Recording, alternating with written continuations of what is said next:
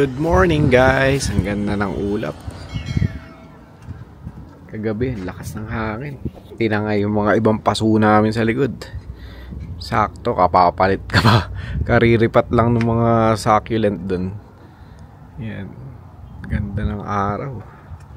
Tuwan-tuwa yung mga ating alaga dito. Yan. Nag-uusbunga na sila oh. Ang dami na ng mga ganito. Kumakalat yan eh. Gaya nito yan. Kasi yung mga ganito naman, nakalimutan ko na yung pangalan pero nagpupula yung mga dulo niyan. Ito namang mulaklak na. So, ayan. Kasi ito yung mga bato na nabigay sa atin ng nakaraan. Hinakot natin. Ayan. Yung mga bago natin plants doon. Iba-iba rin ang mga variety dito eh. Tsaka nakaka-survive kasi sila sa winter kaya nagustuhan namin ni Carla. Ito yung favorite niya eh. Yan. Pinakamaliliit na dahon. Mga tine. Ang bango pa niyan. Tapos ayan. May mga sumusulpot pa rin damo. Ito niya may mga umuusbong-usbong na. Ito dragon blood. Pulang-pula yun eh. Pero yung usbong niya green. Tapos pag tumagal na yung dahon, nagiging pula. Pati itong mga ano niya. Ano pangalan nito? Ornamental onion. Maganda rin bulaklak niya. Marami-raming bato. Ayusin pa natin yan. Pero malamang ganyan. Lalagyan natin ng mga packet na lupa. So yun. Magtatalbos tayo dyan. Palalaguin pa natin ng konti. Ayan, linggo. It's Sunday. So dito lang tayo sa bahay. Si Carla pumasok. Tapos kami lang ni Jermaine dito. Si Jonas kasama yung tropa niya kagabi pa. Nag-sleepover. So dito lang tayo, nag-aayos lang ng mga kung ano-anong halaman dito. Ito yung, pakita ko yung likod na yan. So, yan. Dito tayo sa likod ngayon. Tingnan natin ang mga alaga after ng malakas na hangin kagabi. Yan. Nailabas na natin yung mga cactus natin sa basement. Gusto nila yung mga araw na ganyan. Kasi ito yung mga mother plant nung succulent ni Carla. So sobrang tagal na parang nagiging puno na yung katawan niya. Kaya pinagpuputol na rin namin. Ito yung mga bagong ulo na yung mga iba dyan eh. Ito tumutubo sa sa base nung pinutol namin yung ulo. Tapos yung mga daon gaya niya ng cute. Ito tumutubo na halaman. So yan. Hinaan namin yan. Panibagong generation na yan. Yung iba niyan. So ito nga yung mga cactus natin nakasurvive ng winter. Siguro tama na yan. Kung ano na lang mabuhay. Ito tumaob oh. Tumaob sila. Sobrang lakas ng hangin. Ganda pag nasa labas sila. Nagpipink yung mga kulay nila. Tumaob yung mga yan. Yung mga nagtauban din yung mga nasa taas. Ay naka. Kaya yan, ayusin uli natin ngayon. Ito yung mga tinanggal natin na ulo. Yan yung mga ulo ng mother plant. So wala pang mga ugat yan. Tapos yung mga dahon yan may ugat na. Kaya binaong ko na yung kalahati. May mga dahon pa tayo na mga nakatabi dyan. Pinapaugat pa. Ito mga cuttings to eh. Pinapaugat din natin to. Mga nasa gilid na yan. Mga anak-anak lang yan ng mga nasa labas natin. Yan.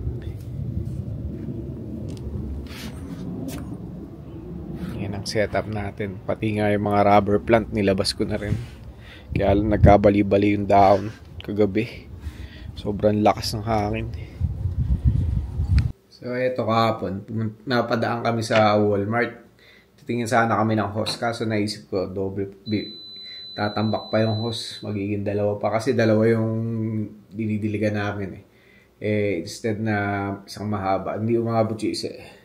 So, dadalawain sana namin. Sabi ko, wag na. Lipat na lang natin pag kailangan, di ba? Nakabili kami ngayon ng halaman. Parang kadi-deliver lang, mga rin to, mga winter proof na na halaman. So parang ganito rin yung mga nasa labas natin, kaya lang hindi nag-usbungan yung iba. So bumili ako ng dalawa, $5 ang isa. Ang ginawa ko na lang para paramihin siya, kasi makita mo dito sa loob, ang dami nang lumalabas ng mga usbong. Hindi siya makalabas kasi may mga malalaking diyan, yung mga kumbaga overgrowth niya. Pinagtatanggal ko. Ayun, ang dami. Siguro nasa ilan din tong nakuha natin na usbong. Yan, tatanim ko rin yan.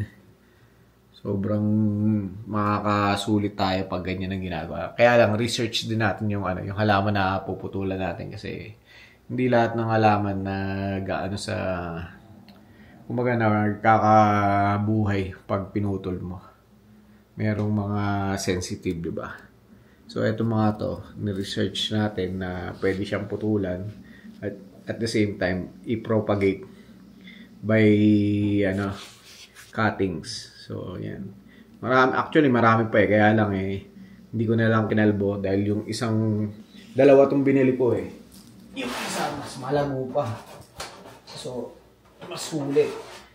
Diba? Mas sulit yung makukuha nating usbong dito. Baka makailang pa tayo dito. So, tatabasin natin to. Gagawin nating panibagong halaman para ma-spread natin sa ating garden. Yan.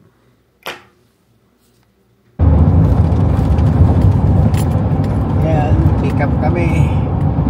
Pick up ng bato para sa garden. Papuntang Air 3 kaso backdoor. Medyo may layo lang. Pero mukhang maganda naman yung kalsada eh. Sulit. Ngayon lang kami napadaan dito eh. Dilim. Ha? Dilim na. Mukhang malakas yung ulan dun, ano?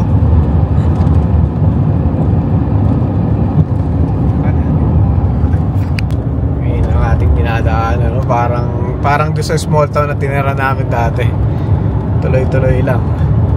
Tuloy-tuloy na kalsadang parang walang katapusan. Ayan. Pero kitang-kita mo yung kalangitan dito eh. Kung ano yung magiging weather. Uulan-ulan na rin sa mga ibang part. Tignan mo, konti lang yung mga nakuha namin dyan. Sabi ni Jermaine, ikaw na lang daw. Saan nalagay ito? Karat dito? Ha? Dami. Ano? Dami. Gano'ng karami ba yun?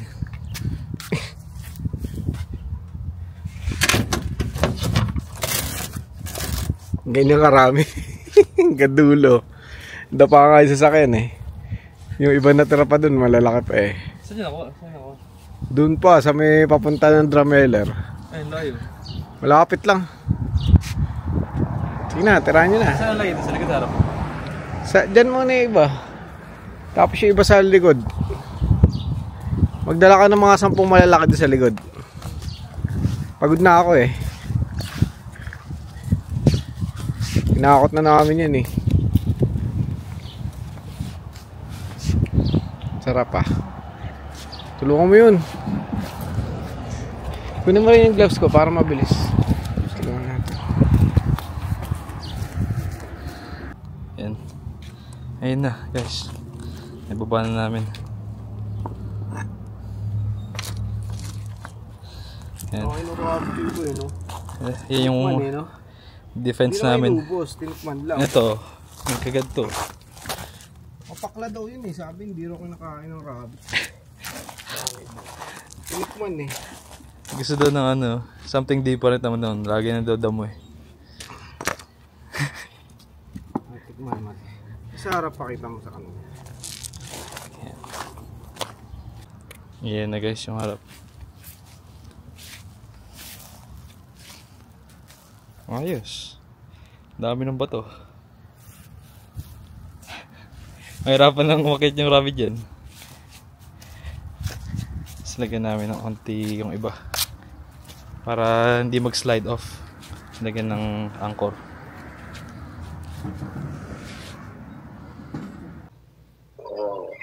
Bakit? Kamusta ng mami? Ah, Nakababa yung camera niya eh, no? naku ba eh. Asan ka naman? Di ko ta makita sa camera. O, yun. Kapraso lang, balikat. Naka-off shoulder ba? Siguro ako pagka ganun. Ano pagkaganon?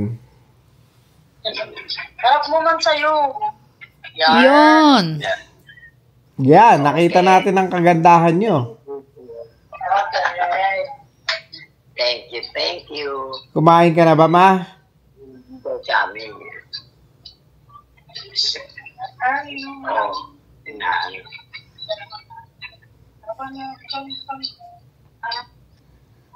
Ano? Anong balita dyan? Oo. Titig sa titig sa'yo ah. Sabi niya, sino to? Kamukha ko to ah, sabi siya. Kamusta ka daw? Dito. Oo, kamusta daw? Kamusta? Minsan. Lahat. Minsan natin.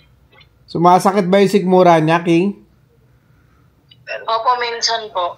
Maganda. Baka hindi naman nalilipasan ng gutom, hindi naman. Depende po kasi kapag tulog siya, ayaw niya magising. Ayaw niya kumain, ganun. Hindi naman gagana yung ano niya, digestive niya ng pag natutulog eh. 'Di ba? Pag ano. So, matagal ba siya matulog? Hindi kasi baka pag inising mag... Puyat. Alam mo, pag inising baka mag-tantrums. Sinusumpong lagi ngayon, nagagalit, nainis. Pag Nagka-palpalipis na siya nakakain. Pag pag kulang sa tulog siguro, no? Opo, mga ganun. Yeah, siguro. Pero dati pa naman po niya, yung sa sikmura niya. Hindi na po nawala. Hindi na. Dapat pala mapacheck up. Dapat mapacheck up, ano? Si Ninya, kamusta? Nagbigay daw po dito ng pagkain eh. Tapos kamusta ka daw? Usapin mo! Namimiss ka niya. Ikaw, di mo siya namimiss? Namimiss ka niya. Hindi, ngayon na. Hindi, Uwi ngayon na. Saan uwi? Uwi na tayo. Diyan ang bahay mo eh. Miss ka na namin. Bagya. Miss ka na daw. Miss ka na daw. Opo, ito oh. Dito ko tingin. Ang layo na tingin. Layo ng tingin eh. Ay, naka. Oh. Mataba pa rin eh, no? Sino? Ako? Magkamukha kaya kayo, ilong pa lang oh. Ebidensya. Ganun ba yung ilong ko? Hindi naman. Ayaw pumayag. Junior ka nga eh. Kamukha daw kita, me? No. Swerte naman. Ha? Nanonood ata eh. Nanonood. Busy sa panonood.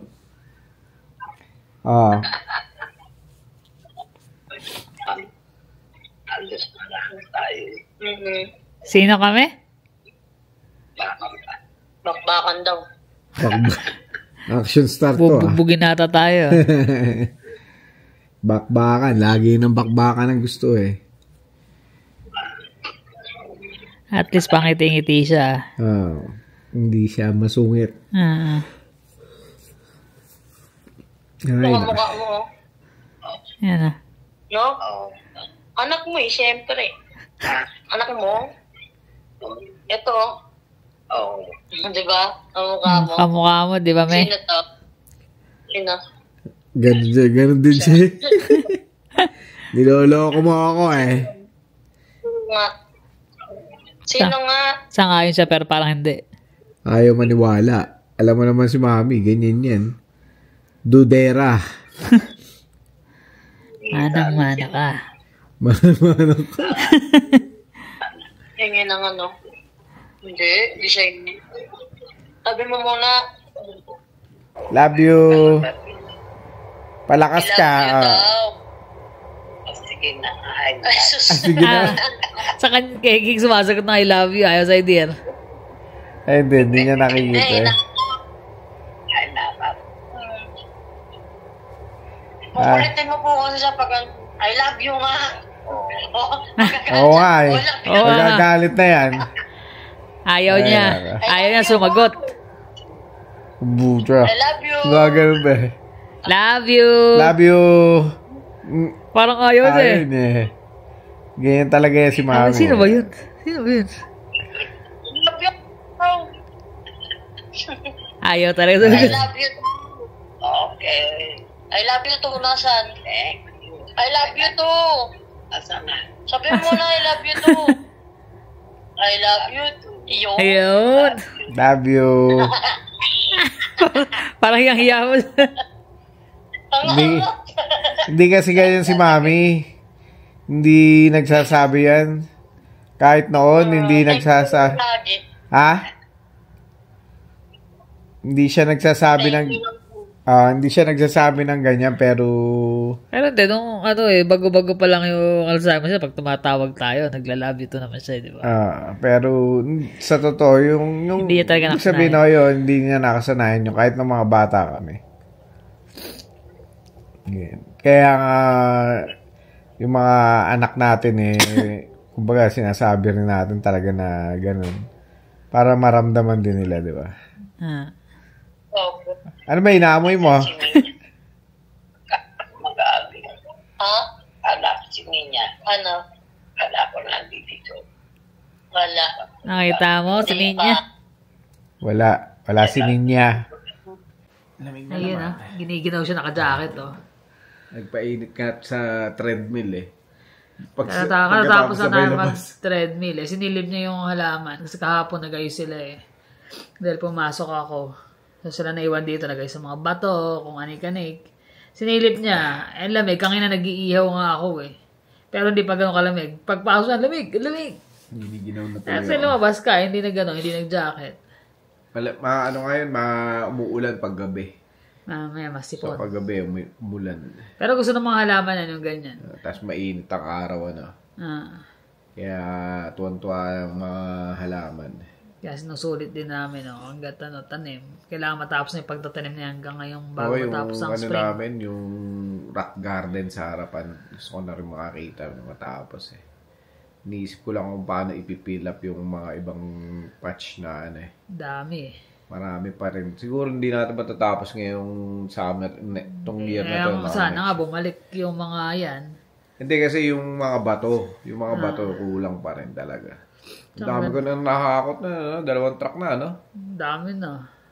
Ibig sabihin, hindi naman puno yung truck. Pero still, ang dami na nakakakot. talaga. 2 lang ba? 3 na, kasi yung kotse nakaran Ay, yung kotse pa nga.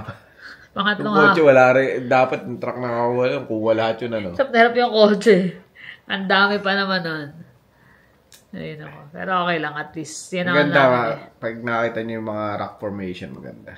Yan ang mga aming libangan kapag ganyang summer. Yun na yung lakaran. Labas. Punta sa mga lake. Sa lake tsaka sa mga bundok. Tapos halaman. Yan usual namin ginagawa pagdating pa lang ng spring. Sinusulit namin. Kaya lang minsan hindi mo talaga dahil ang daming schedule. Hindi lang magbabago. Yung pasok namin kasi one day off lang kami. Isang araw lang kami nagkakasabay ng day off. Unless magre-request siya or magre-request ako. Kaya minsan kapag gustuhin mo namin lumakad, pag minalas-malas pa, may pasok na Sabado. May pasok siyang bigla. Kasi usually siya naman nagkakapasok Sabado Ako naman, pagka nagkakaroon ng extra araw, pinipili ko Friday. Kagaya kanina, pumasok siya. Pasok kanina. Ano nangyari? Kasi pang umaga ko kanina Sabi nga sa akin, tumawag sa akin, dapat binidyo mo Sabi ko, bibidyo ko, nakakatakot nga. Tatakot na siya lang mag-isa. 5:30 kasi ang pasok ko. So pagdating ko ron, wala kang katao-tao. As in, wala. Meron yung May cleaner. nag-iwan ba ng ilaw? Dati, di ba wala nag-iwan ng ilaw? Nakabukas may ilaw. Ano bukas? May isang cleaner doon tapos isang nurse. Pero yung nurse nasa nurse station syempre. So doon sa may kitchen, dining, sa baba, walang tao doon. Patay pa lahat. So punta na ako, bukas ako ng kasi dalawa yung fridge namin, isang walk-in freezer, storage. So bukas na ako ng mga oven, bukas na ako ng mga flat grill. Tapos papunta na ako sa bukas ako ng unang fridge, walk-in fridge. Tapos punta ako sa dry storage. Aba, binubuksan ko pala yung dry storage, gumano sunod-sunod yung pinto, nakalaki yun Yung sinasabi mo lagi yun di ba? Nakalaki yung freezer na yun, pero yung lock niya, aangat yung pinto ng mga ganyan. Kasi yung lock niya nakasabit lang na gano'n. Lagyan nyo kasi stopper para hindi niya magalaw.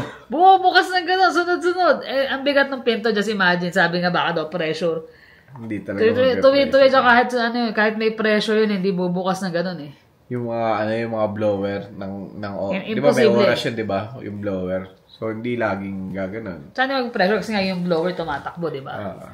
Tapos, sabi ko aga-aga, yung ganda-ganda nung napatakbo ko Kasi talagang yumuyugig ng gano'n yung pinto. Kahit sabi mo, huwag kang matakot kasi hindi naman natin alam kung ano talaga. Pero, every time yan, ilang beses na nangyayari sa akin. As lately, hindi na siya nangyayari. Baka ngayon na. Kung kailan nag-iisa ako, tsaka pang umaga. Tapos lahat ng balahibo ko, agad. Sabi ko, bahala ka. Sabi ko, hindi ko muna bubukusan yan. Antayin ko yung pang alas 6. Sana lang, hindi sumunod dito yun.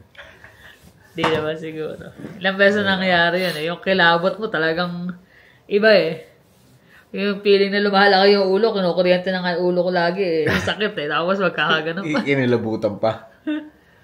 Kaso, syempre, alam nyo naman, nagtatrabaho tayo. Mas, Wala. pag nagpadala ka doon sa takot na ganun, wala na. Magugutom na yung pamilya mo. Di ba? Tsaka hindi ka papadala sa ganun. Kasi madalas nangyayari sa akin yan dyan sa trabaho Kahit na minsan yung hapang-hapon ako. Kung kailan ka dadaan, biglang bubukas. Bumubukas o gumagano'n lang? Bukas siya. Just imagine bukas, sasara, bubukas, sasara. Sa bigat ng freezer, once na binuksan yon at sumara, hindi mo siya masusundan kaagad ng bukas Antay ka muna ng ilang segundo. Kasi di ba yung suction nung sa gilid nung yung jacket matindi, na. matindi So, antay ka na lang segundo bago mo siya mabuksan. Yun, nagtaka ka Sara bukas Ang ingatan mo lang dun, mamaya mapagtripan ka nung may kinukuha sa loob. Hindi. Ever since nangyari yon kasi parang last year pa nangyari sa akin yun na ilang beses ko na nangyari. Ever since nung dati, pag masok ng freezer, wala akong pakialam. Pasok ako, sarado pinto.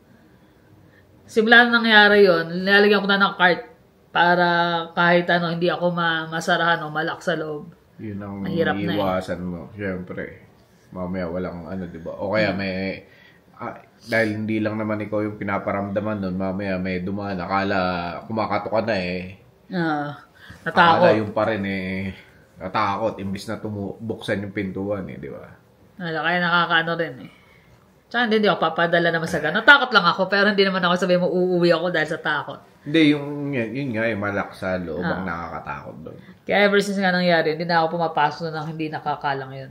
Marami kasi kaming mga napapanood, mga matindi talaga yung mga poltergeist na nagagawa. Hindi yung guys poltergeist na talaga na Tsaka hindi, sa dami napapagalaw na sobrang tagal na nila or magaling na sila sa mga movie. Di ba yung movie na Ghost? Doon ko nakakita yun yung ginaganon yung mga grocery. Tapos si Patrick Swayze hindi niya makaya kasi bagong pa lang siya bagong multo pa lang So, ibig sabihin, matatagal na yun kung doon mo pagbe-basean yung pagiging multo niya. Tsaka tagal na nung May ganon. Building, dami nang namatay. Hindi, yung isa pa yung kinuwento mo dati, yung merong shadow. Yung isang nurse naman. Yung HA, healthcare aid namin. Panggabi siya. So, wala nang tao sa kitchen.